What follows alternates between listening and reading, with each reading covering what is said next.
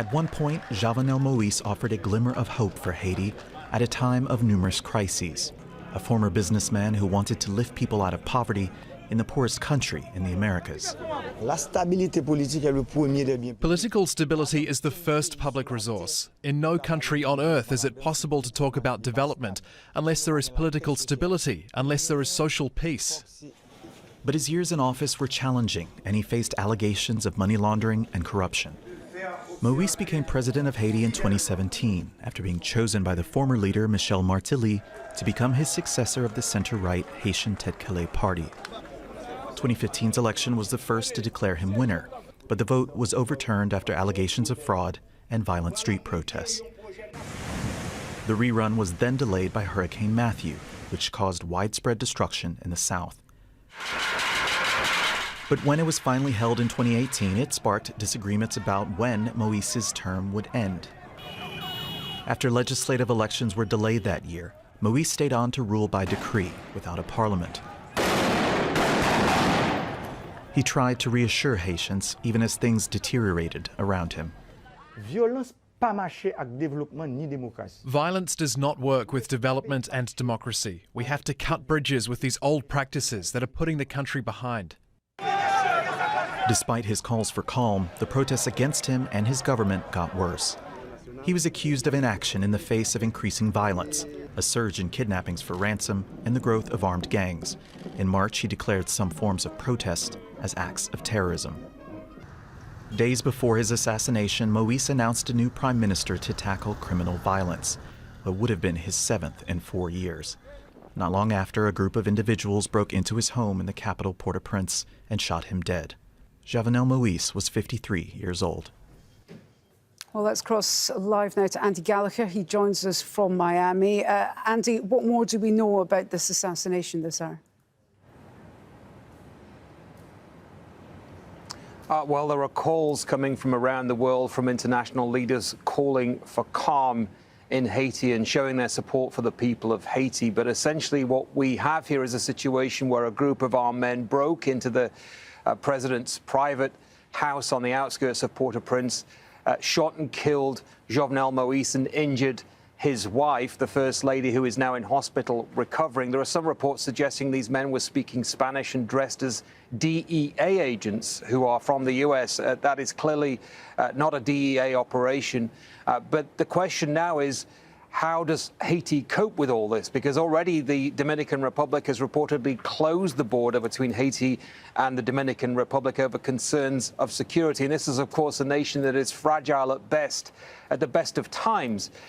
What we have here is an argument over the Constitution. Constitutionalists in Haiti saying that Jovenel Moïse should have stepped down about a year ago. He's been ruling by decree.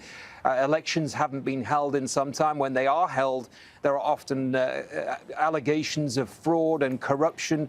So the question now is for the people of Haiti, 60% of whom survive on less than $2 a day, what will happen next? Because situations in Haiti, as I've seen many times in the past, can spiral very, very quickly. Indeed, I think most people will not be overly concerned that their president is dead, but more concerned about what this will mean to them and the security of their nation. So this is an extremely volatile situation, one that could really easily go sideways, if you like. The deputy prime minister saying that the police are in control of the country, but that is just the voice of one official. The reality in a country like Haiti is things could turn violent and very dangerous very quickly. We've already had gangs on the streets over the past year. Critics saying those gangs were working for Jovenel Moïse. That has not been confirmed, but certainly I think there's a great deal of concern across the world about the situation in Haiti now that President Jovenel Moïse has been assassinated. And it must be I imagine there must be a great deal of concern where you are in Miami, because there is quite a large Haitian community there.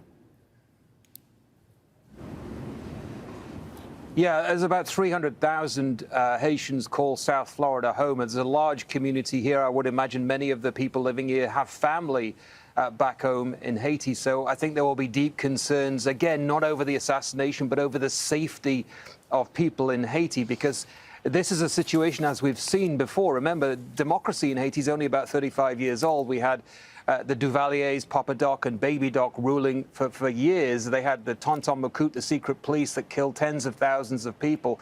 So in essence, the democracy has been growing there, has been maturing, but it's still very fragile. So I think the security situation, certainly for people living here in little Haiti in Miami, they will be extremely concerned about what's happening with their family members back in Haiti. And remember, the United Nations had a large force there up until 2017. They have now largely pulled out of Haiti, leaving the nation exposed, if you like. But that was a popular move at the time. Certainly when I was there, people wanted those troops gone. There were talk about forming their own Haitian army. That there hasn't been one for decades. So it is really a delicate, precarious situation for Haitians who are already living in, if not the poorest country in the world, certainly the poorest other than sub-Saharan Africa. So a very delicate, very fragile and potentially very dangerous situation. OK, Andy Gallagher there bringing us the very latest from Miami. Andy, thank you very much indeed.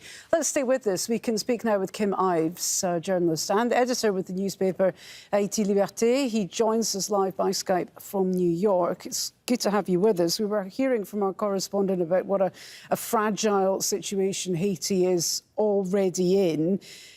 What impact do you think the assassination of President Jovenel Moïse is going to have on the country? Well, all hell is going to break loose. I think right now the opposition has been pressing to make a transitional government, which I think the head of the UN office there, Helen Lalim, who is a longtime career State Department officer, has been somewhat sympathetic to and on the fence, from what my sources tell me. So I think now that Jovenel is gone and there's no clear successor, he just announced a new prime minister on Monday, Dr. Ariel Henry, who theoretically I would have thought would have been the one speaking, but instead it's the former interim prime minister, Claude Joseph, the former foreign minister that he was until his predecessor, Jout, resigned in April. So the circle around Jovenel was growing smaller and smaller. So I imagine now the U.S., which holds a predominant weight in Haiti, will try to bring about some kind of transitional government. The streets, though, are going to be very hot. There are armed neighborhood organizations formed in an organization called the Revolutionary Forces of the G9 Family and Allies, which have called for a revolution against the system in Haiti. And by that, they mean the entire system, including all the power that the bourgeoisie of Haiti wields. And they want to see a change in the life of the Haitian people, who live, for the most part, in dire poverty and misery. Well, talk to us about that. We understand the situation in Haiti, very hot, as you say. Talk to us about these armed gangs, because our understanding is it was an armed group that assassinated the president. We don't know at this stage who they are. But you have written on the gangs in Haiti. Just give our international viewers a bit of context here. I mean, how big an issue are these armed gangs? I mean, who is actually in charge of the country as it stands? Right. Well, what we do know is that the gangs and the killing of Jovenel appear not to be connected. It was apparently foreigners, very well funded. They had 9 new Nissan Patrol pickup trucks. They knew the layout of the president's house. They had inside information clearly. So this was a well-funded operation, probably backed by some country or a very large mafia of some sort. Now, the situation of the gangs, as they're called in Haiti, this has become sort of a grab bag, because there are different forms of organization in Haiti's booming lumpen proletariat, which Haiti 50 years ago was a largely agricultural society, but through neoliberal reforms, which drove peasants off the land and into the cities. Port-au-Prince has swelled from 500,000 to over 3 million people.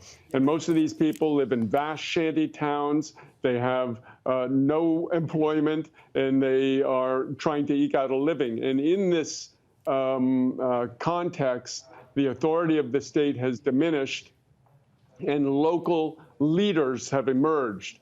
And some of them have turned to kidnapping and various other crime, but primarily kidnapping, to not only keep their neighborhood afloat, but, you know, give some of their neighbors and so forth money for a wedding or a funeral or what have you. Okay. Against them.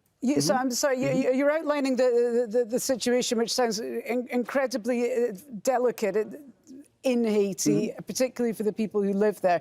But I want to turn to something that you said earlier in that answer. You said that this was a well-funded group with their pickup trucks and so on, possibly financed by an external age in a foreign country.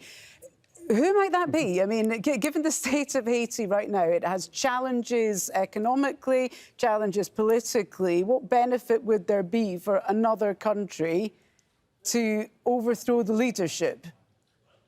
Very hard to know. It may have been from within the Haitian bourgeoisie, some of whose members are very wealthy and possibly could have bankrolled an operation of this size and sophistication. But why would they want to get rid of the president, I guess is my question. Well, Jovenel Moïse was at odds with many parts of the bourgeoisie, with members of the bourgeoisie who had sweetheart deals in some cases, which he was trying to cut back on. We have to remember that Haiti had a thing called the Petro-Caribe Fund, money from the sale of Venezuelan oil, cheap Venezuelan oil, from 2008 to 2018. That was cut off due to Trump's sanctions, President Donald Trump's sanctions against Venezuela. Venezuela could no longer provide the oil, and suddenly the money stopped for Haiti. So Jovenel had to go to members of this bourgeoisie who previously had supported him and say, listen, guys, you got to cut me some slack and give me back some of the money and deals that I'd given you before, and his predecessor had given as well, Michel Martelly. And these guys in the bourgeoisie got very, very mad, and they said, no way. And they were, in many ways, funding the opposition. So it became, and really commanded the central organizations of the opposition. And so there was a war between Jovenel Moïse and some members of the Haitian bourgeoisie. OK, Kim Ives, I'm afraid we're out of time, but great to get your perspective. Thank you so much for joining us by Skype from New York. We appreciate it. Thank you.